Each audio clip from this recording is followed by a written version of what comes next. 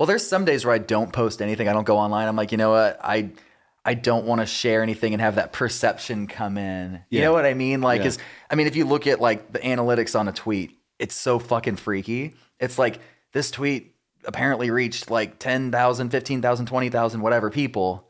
I'm like, no one should have to see like that's a shit post. Yeah. You know what I mean? Like, I'm just like, I was like, oh, you know, like, being cheeky. And then it's like, oh God, this is out there. Is there a side of you where someone who meets you shares something that maybe they've been through?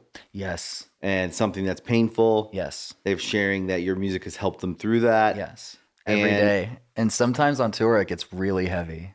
And is there a side of you that stops, listens, and maybe gives that fan some encouragement, some comfort? Yeah. And like, is there a side of you that I would say is that softer, maybe more, that it's not mischievous, it's not, it's actually like the guy who,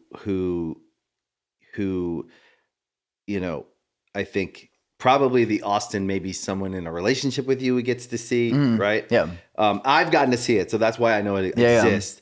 But I don't think the world gets to see it. Yeah. Well, it's because you have to have a wall, dude. You know what I mean? Like, you do. I don't have as much of a wall. I think I have a little bit of a wall. You have a wall. Of course you do. I do have a wall. I guess I do. Yeah.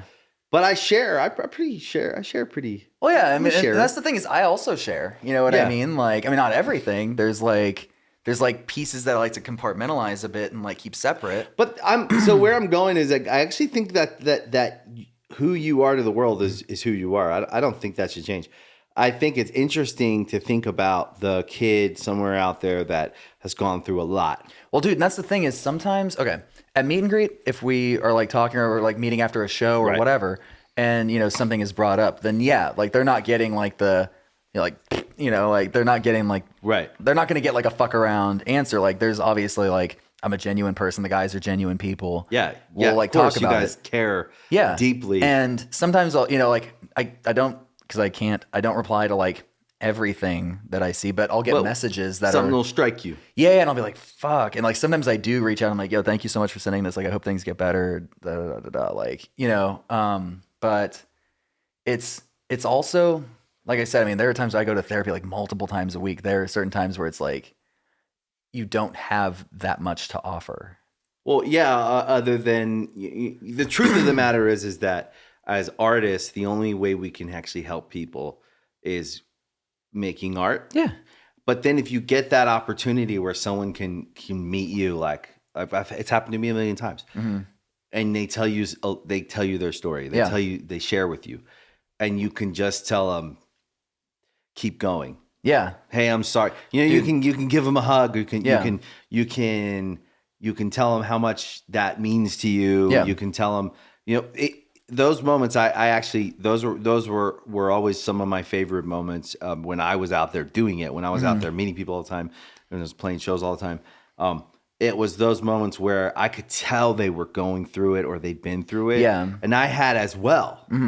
And I could. So you know when you see it because you know it, the look, you know the. Oh yeah, you can recognize it. And I could just tell someone, you know, hey, I hope, even just to hear, like, I hope it. Yeah. Especially someone that they like you, they look up to you, they like your music, to just give them some warmth, to tell them that, you know, you care. Well, that's the thing is sometimes I think I don't recognize like the weight of something so small, like something like that, a small gesture, like what you said, like keep going, how much that can do for somebody. You know what I mean? Because I feel like if I said it to me, I'd be like, yeah, duh. Or like, whatever, man. But that's because you're that's the humility of you, right? Is you don't actually understand the power of what you have to offer. And that's a good thing. It's not. That's why you can make genuine art, because you're being honest. And if you were walking around with the weight of like every word I say could actually, you can't walk around with that. But every now and then, to be able to handle that, you'd have to be like an egomaniac asshole. You would have to be able to like process it and be able to be like, like to carry on normally, like my words are gold. Well, it's like to want that, it is a certain kind of thing, you know, and what I'm saying though is what you don't realize it, but like a lot of people are no one's telling them keep going. Yeah. They're actually living in a world every day where all the people around them are negative and no one's cheerleading them.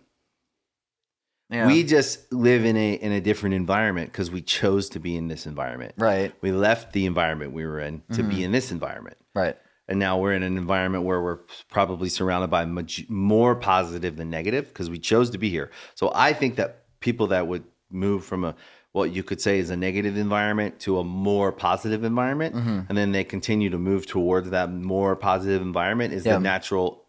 It's like the natural progression of someone who's trying to reach for better in life. That makes sense. And so I think that we live in an environment where we have at least a few consistent people around us saying, like, you can do it, keep going, keep trying, you can do it.